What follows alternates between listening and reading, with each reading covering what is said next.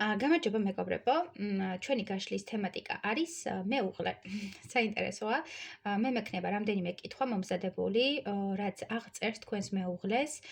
შეგიძლიათ, ესე ვთქვათ, უყუროთ იმ ადამიანებმა, ვისაც არ გყავთ მეუღლე და ელოდებით კონკრეტული ადამიანის გამოჩენას თქვენს ცხოვრებაში და ასევე შეიძლება ეს რეზონირდეს იმ ადამიანებზე, ვისაც უკვე გყავთ მეუღლეები და იყოს თქვენი მეუღლის აღწერა. და ვნახოთ მოკლედ ეს ადამიანი როგორია. თავდაპირველად, პირველი კითხვა ეხება, როგორი ენერგიის ადამიანია თქვენი მეუღლე. პირველი კითხვა არის ასეთი, როგორი ენერგიის ადამიანია თქვენი მეუღლე. ეს იქნება პირველი კითხვა. მეორე კითხვა არის, რა ხასიათი აქვს მაშინაგანად, რა ხასიათების არის? მეორე. გარეგნულად როგორი იქნება ეს ადამიანი, როგორი გარეგნული მახასიათებლები ექნება. შემდეგი, რა ასაკობრივი ენერგიის არის ეს ადამიანი.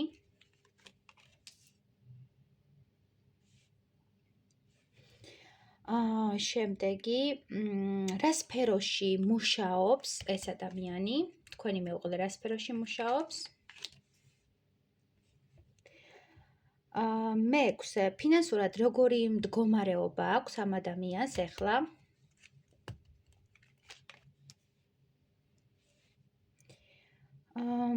შემდეგი, მეშვიდე, მისი სასიყვარულო გამოცდილება შენამდე რა იყო, ანუ იყო თუ არა დაოჯახებული, ამას გულისხმობ, ანუ სასიყვარულო გამოცდილება რა არის მისი. შემდეგი, პირველად რას იგრძნობს, როცა დაგინახავს? ნახოთ, რას იგრძნობს პირველად, როცა დაგინახავს. და ნახოთ, სად შეიძლება შეხვდე ამ ადამიანს. მოდი, ცოტა ესე გავაკეთოთ, რომ ჩავამატო. სად შეიძლება შეხვდე ამ ადამიანს? და ბოლოს იცნობ თუ არა ამ ადამიანს ეხლა ამ ეტაპზე, ხო? ანუ არის თუ არა შენ სივრცეში ეს ადამიანი უკვე. და ამას გავაკეთებ სად გავიღოთ? მოდი ეს გავაკეთოთ აი აქ. ესე გადავთოთ. იცნობ თუ არა ამ ადამიანს ეხლა. კარგი, დავიწყოთ პირველით. ესე ჩამოვწიოთ. და პირველი ვარიანტი მეთქი, პირველი კითხვა, რაც გვაქვს, ეს არის, როგორი ენერგიის ადამიანია ეს ადამიანი. ნახოთ. როგორი ენერგიის ადამიანია. თქვენი მომავალი მეუღლე არის საკმაოდ მიწერი ადამიანი, მისთვის ფინანსების სტაბილურობა, სამსახური, კარიერა არის ძალიან მნიშვნელოვანი. მას უყვარს, როდესაც იცის ყველაფერი, აკონტროლებს ყველაფერს და ამავდროულად მისთვის არის ძალიან მნიშვნელოვანი, რომ ჰქონდეს საკუთარი ბიზნესი, საკუთარი, ესე ვთქვათ, რაღაც კარიერული წინსვლა და მოკლედ კარიერისტი ადამიანია. მის ცხოვრებაში არის ყველაფერი გაკონტროლებული, ყველაფერი დაგეგმილი. როგორი ენერგიის ადამიანია? საკმაოდ ისეთი არაგამცემი, მაგრამ გამცემი, ვინც უყვარს. ცოტა ისეთი პიროვნება, ვინც უყვარს არაფერი ენანება, მაგრამ ვინც არ ადარდებს, იმასთან არც გასცემს არაფერს.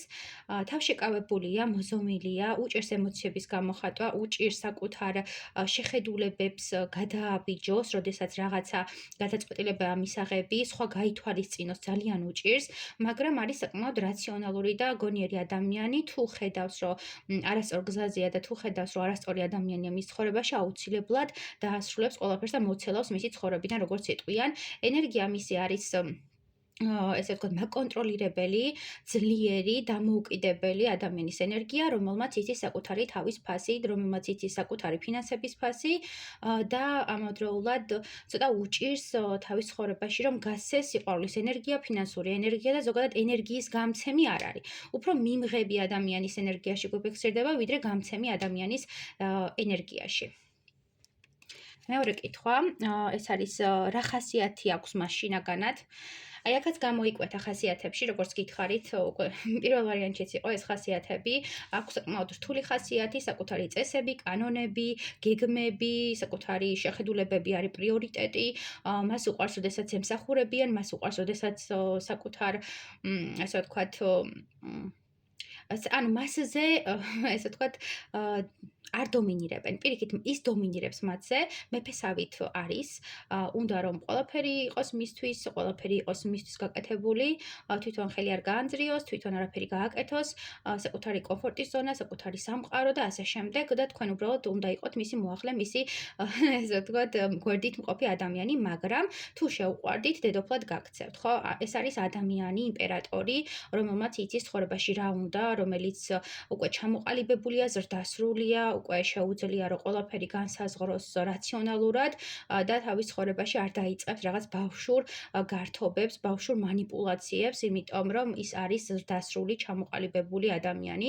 რახანც მამაკაცი გვევლინება, მამაკაცს ვიტყვი რომ ზრდასრული, ჩამოყალიბებული მამაკაცია, მაგრამ ქალბატონზეც რეზონირდება.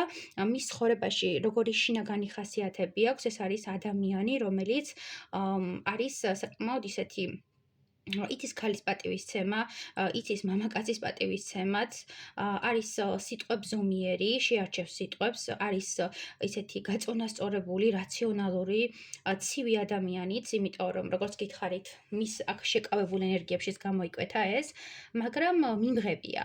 ანუ თქვენგან ემოციები სჭირდება ამ ადამიანს. ანუ ეს ადამიანი იკვებება ემოციებით, სხვისი ენერგიებით და მაქსიმალურად იღებს ყველასგან ამ ენერგიას და ემოციას.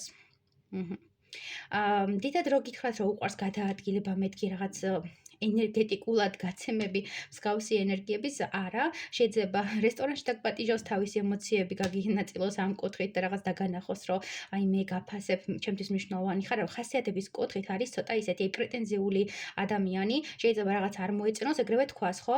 პრეტენზიულია საკვების კუთხით, პრეტენზიულია ჩაცმის კუთხით, სისუფთავის კუთხით, უყვარს პეწენიკა. მოვლა და ასე შემდეგ. ანუ მუდმივად სისუფთავაში ყოფნა, გაპრიალებული ფეხსაცმელი, დაუთოებული, ასე ვთქვათ, სამოსი და ცოტა პრეტენზიული ადამიანია, მაგრამ ეს მისი იმიჯის და მისი პიროვნულობის მახასიათებელია, ხო? ყველა იცნობს ასეთ მოწესრიგებულ, ზრდასრულ, ჩამოყალიბებულ ადამიანად და ეს მისი იმიჯის ნაწილია. უყვარს ასევე სამკაულები, იმ კუთხით, აი სამაჯური საათი, რაღაც დატვირთული აქსესუარები ძალიან უყვარს ამ ადამიანს.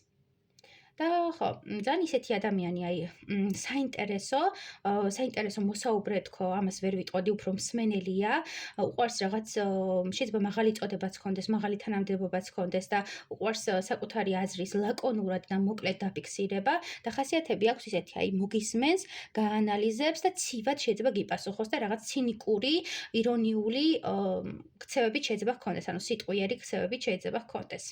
კარგი, გადავიდეთ შემდეგზე, გარეგნულად როგორი იქნება ეს ადამიანი?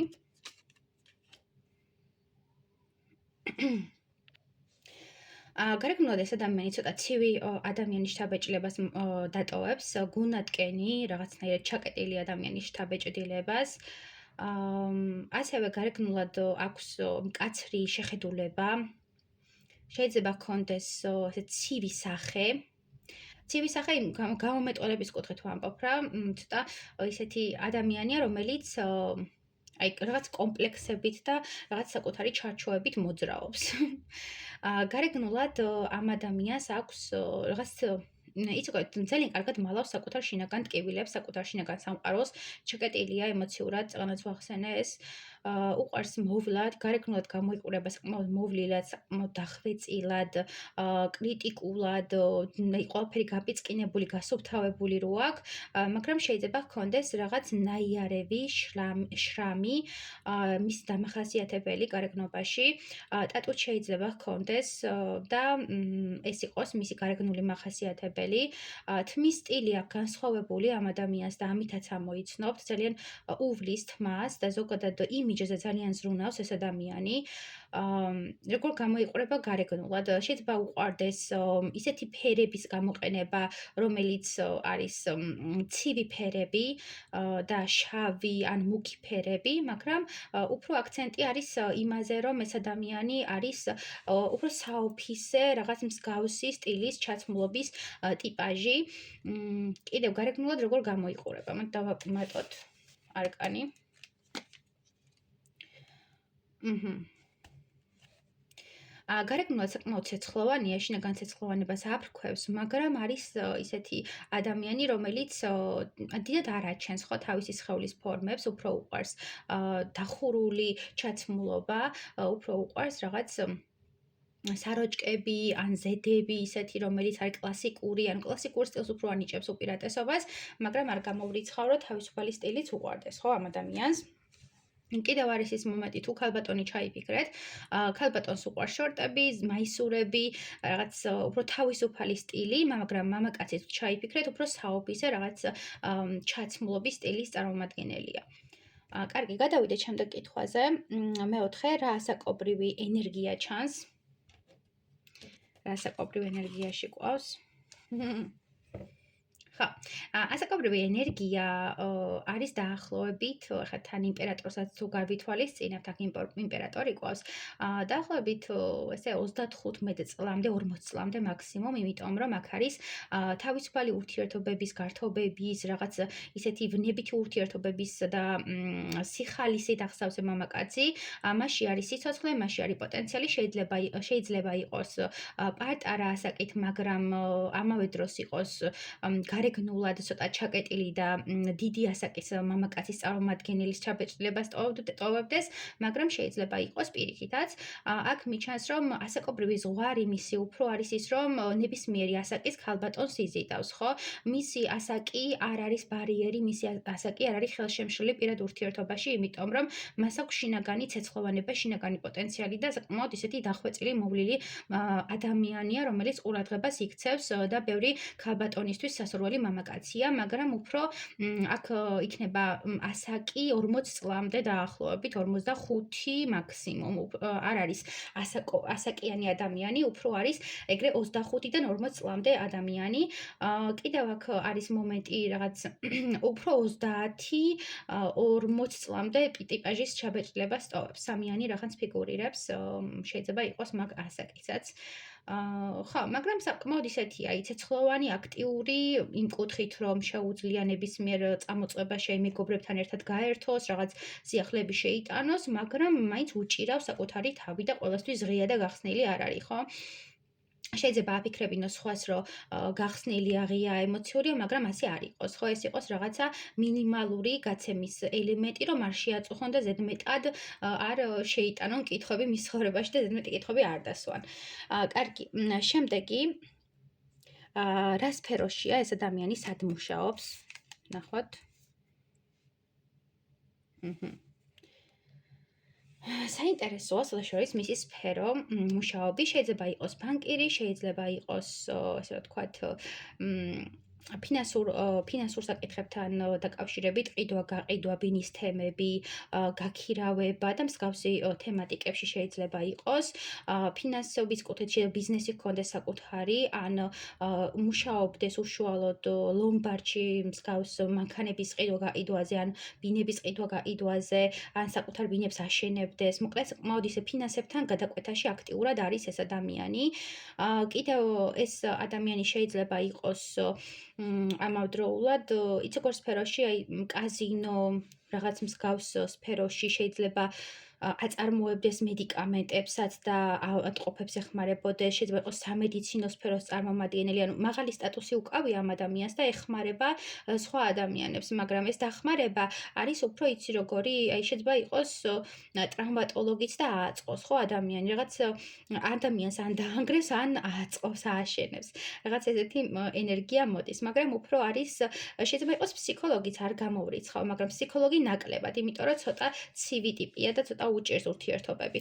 აქ უფრო ჩანს ფინანსებთან დაკავშირებული პიროვნება, რომელსაც აქვს საკუთარი ფინანსები, საკუთარი ბიზნესი, საკუთარი კარიერა, შეიძლება იყოს მასწავლებელიც ამ კუთხით, აი ფინანსური კუთხით მასწავლებელიც, არ გამოვრიცხავ. და დავრდომილთა მკურნალი, შეიძლება იყოს სულიერი მასწავლებელიც და საკმაოდ ძლიერი პიროვნება, იმიტომ რომ მას შეუძლია რაღაც მინიმალურიდან ააშენოს მასშტაბური, ბევრჯერ ყოფილა მის ცხოვრებაში სირთულეები, ბევრჯერ დაკარგულა, ბევრჯერ ზოგჯერ ჰქონია რაღაც წაგება ცხოვრებაში, მაგრამ ეხლა ამოყვინთა და ამ ცხოვრებაში აქვს საკმაოდ კარგი, ესე ვთქვათ, ფინანსური მდგომარეობა, როგორც ჩანს. იმიტომ რომ ეს სხვა ადამიანებს ეხმარება და სხვა ადამიანებისგან იღებს ფინანსურ სარგებელს. კარგი, შემდეგი, ფინანსურად როგორ მდგომარეობაშია ეხლა? რაღაც წამოვიდა ფინანსური თემა, მოდი ვნახოთ ფინანსურად ეხლა რა მდგომარეობაშია.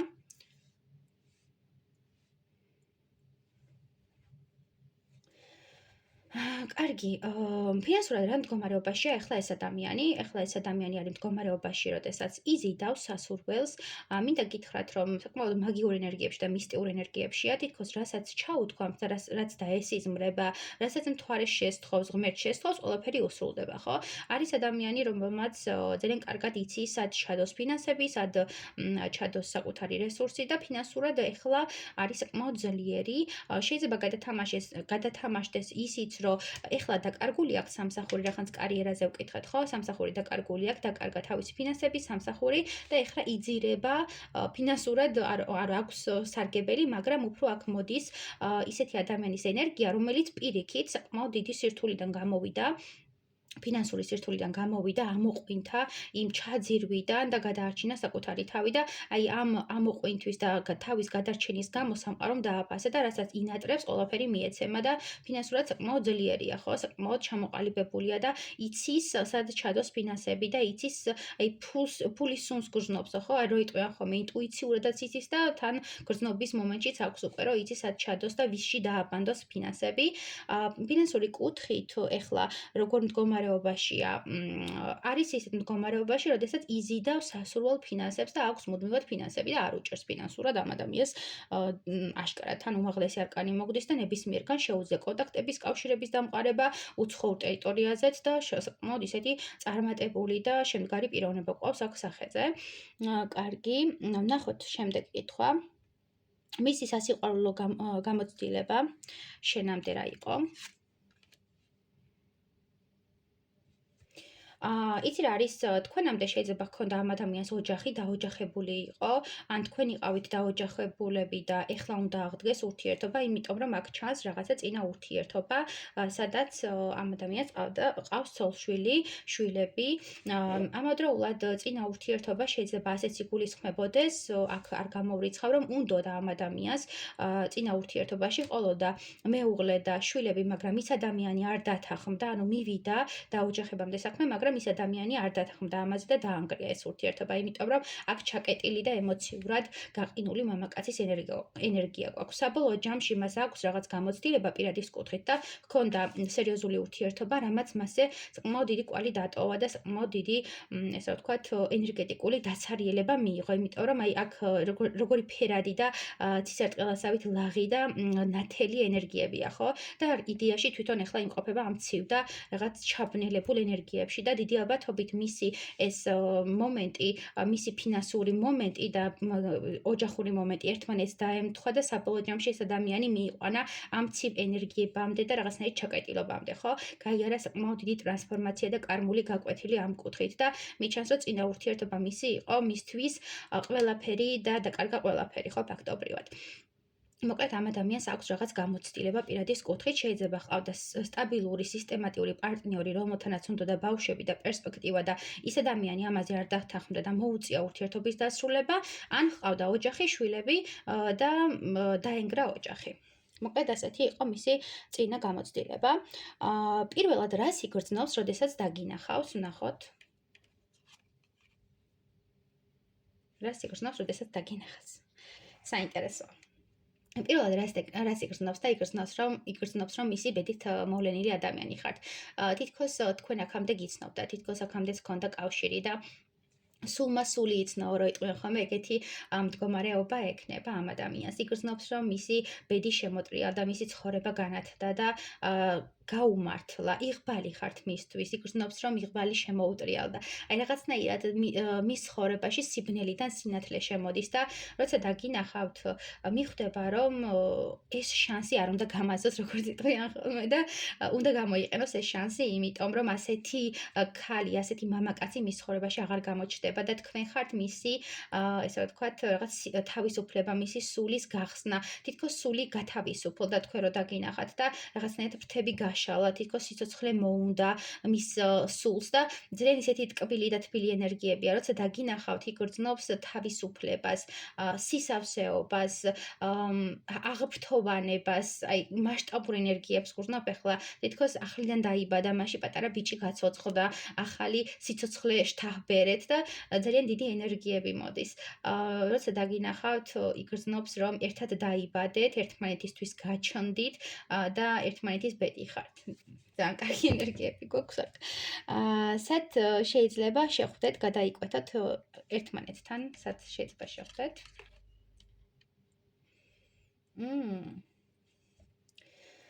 მე-13 არკანი, საინტერესო ენერგიებია. იცით რა არის? ეს ენერგია გულისხმობს იმას, რომ თქვენი ცხოვრების საკმაოდ ისეთ ეტაპზე შეიძლება შეხვდეთ ერთმანეთს, როდესაც იწყებთ ახალ ცხოვრებას.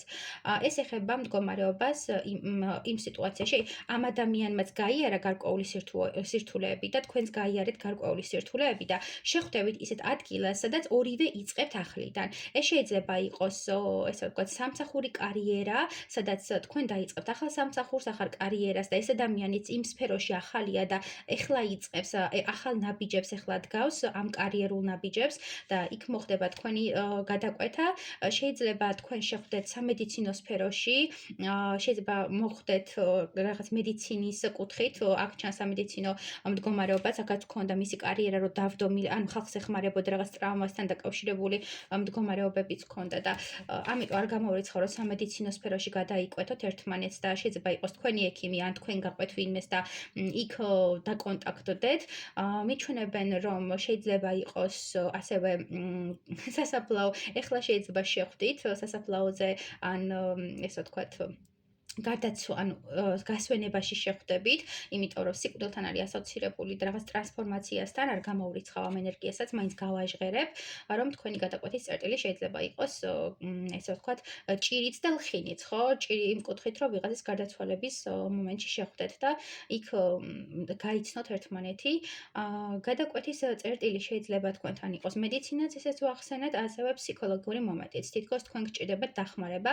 ეს ადამიანი თუ არის ესე რა ვთქვათ, რაიმე სფეროში, მსგავს სფეროში, ფსიქოლოგი, ტაროლოგი, ნუმეროლოგი და ასე შემდეგ, ეს გადაკვეთაც მოხდება მანდ, რომ თქვენ გჭირდებათ დახმარება, თქვენ გჭირდებათ რაღაც კითხვები გაქვთ და ამ კითხვებზე გაუცემელი პირიქით, ან თქვენ ხართ ტაროლოგი ან ნუმეროლოგი, ამ ადამიანს აქვს რაღაც კითხვები, ტრანსფორმაცია აქვს გასავლელი და თქვენ მიხვალთ ამ ადამიანთან იმისთვის, რომ განიკურნოთ, ხო? ანუ თქვენ შეიძლება ხართ მედიცინის მუშაკი, წარმომადგენელი და თქვენთან მოვიდეს ეს ადამიანი, რომ განიკურნოს. ანუ აქ არის კავშირი უშუალოდ სულიერ განკურნებაზე, სულმა სული ცნო, თითქოს ერთმანეთის ენერგია გათავისუფლდა და რაღაცნაირად ერთმანეთს შეხვდით და შეეჯახეთ. ამ ადამიანის ცხოვრებაში თქვენ იქნებით საკმაოდ დიდი ტრანსფორმაციული ადამიანი და ეს ადამიანიც გაანათებს თქვენს ცხოვრებას. თითქოს კვდებოდით და გადაგარჩინათ. რაღაც ასეთი მომენტია, ან ის კვდებოდა და თქვენ გადაარჩინეთ. ერთმანეთის გადამჩენელები ხართ და ერთმანეთის ანგელოზები ხართ და აი სულიერი კავშირი ჩანს აქ ძალიან დიდი. კარგი, კი ბოლო კითხვა, უკვე იცნობ თუ არა ამ ადამიანს, ვნახოთ. აიმე. არ მოდის არკანი. უკვე იცნობ თუ არა ამ ადამიანს. წეღანაკ გავაჟღერე, რომ შეიძლება იყავით მეთქი ოჯახი და დასრულდა თქვენი ურთიერთობა, თქო და აი აქაც შეიძლება გვახსენო ეს, რომ ამ ადამიანთან გქონდათ ოჯახი, ოჯახური ბედნიერება, შეიძლება იყავით ორსულადაც, როდესაც წახვედით ურთიერთობიდან, ეს ადამიანი შეიძლება იყო მოთამაშეც, არ გამოვრიცხავ, დამოკიდებული თამაშზე, ან სასმელზე, ან მსგავს რაღაცეებზე და არ მუშაობდა და საერთოდ არაფერს არ აკეთებდა და თქვენ თქვენ დაიღალეთ და კრალშემოგივიდეთ როგორც იტყვიან და წამოხვედით ოჯახური ოჯახიდან და შემდეგ ამ ადამიანის ცხოვრებაში შეიცვალა ყველაფერი და თქვენ ისევ თქვენთან მოვიდა და გიმტკიცათ რომ მნიშვნელოვანი ხართ და იცნობთ მოკლედ ამ ადამიანს და ეს ადამიანი შეიძლება იყოს თქვენი მეუღლე ან თქვენ გქონდათ სექსუალური ურთიერთობა და აი ვერ წყვიტავდით დაოჯახებული ყავით თუ არა ამ ადამიანს და გახვედით ხო თუ არ იცნობთ შეიძლება არ იცნობდეთ კიდევაც მაგრამ ყოველ შემთხვევაში აქ სულისულს ცნობს, აქ არის ბედით დაკავშირებული ორი ადამიანი და მიჩვენებენ, რომ თქვენ ერთმანეთს ცნობთ ან წინა ცხოვრებიდან, ან ამ ცხოვრებაში გადაკვეთილ ხართ, რაღაც წარსული ისტორია გაქვთ ერთმანეთთან და ეხლა ხდება თქვენი სივრცის სხვა ეტაპზე გადაყვანა, ხო? მიჩვენებენ, რომ თქვენ ეს ადამიანი რაღაცნაირად კავშირში არის თქვენთან ეს ადამიანი და უკვე იცნობთ. შეიძლება ეხლა გაიცანით, ვახსენე მე აქ გასვენება რაღაც შეიძლება აღდგომას გაიცანით ეს ადამიანი და მაგიტომ მიჩვენებენ რომ იცნობთ უკვე თქვენ სივრცეშია ეს ადამიანი მაგრამ ყოველ შემთხვევაში აქ ჩანს გადაკვეთა შეიძლება სამედიცინო სფეროში იყავით გადაკვეთილი მანამდე იყავით ექიმთან ან რაღაც კონსულტაციაზე და იქ გადაიკვეთეთ და იქიდან იცნობთ უშუალოდ შეხება შეიძლება არ ქონიათ ან გქონდათ და რაღაც კუთხით დააიგნორეთ ეს შეხვედრა და არ ქონდა ამ ყველაფერს განვითარება ან შეიძლება ტარო კონსულტაციაზე იყო თქვენთან ეს ადამიანი და მე გავიდა ამ კონსულტაციიდან, მაგრამ ყოველ შემთხვევაში მისთვის ნაცნობი ხართ. ანუ ეს არ არის ახალი ენერგია, ეს არის რაღაც ნაცნობი ენერგია, აქაც გამოიკვეთა, რომ თითქოს სული იცნო და რაღაცნაირად იცნობდა ამ ადამიანს. კარგი, მოდი ვკითხოთ მაინც. იცნობთ ამ ადამიანს? იცნობთ ამ ადამიანს? თუ არ იცნობს?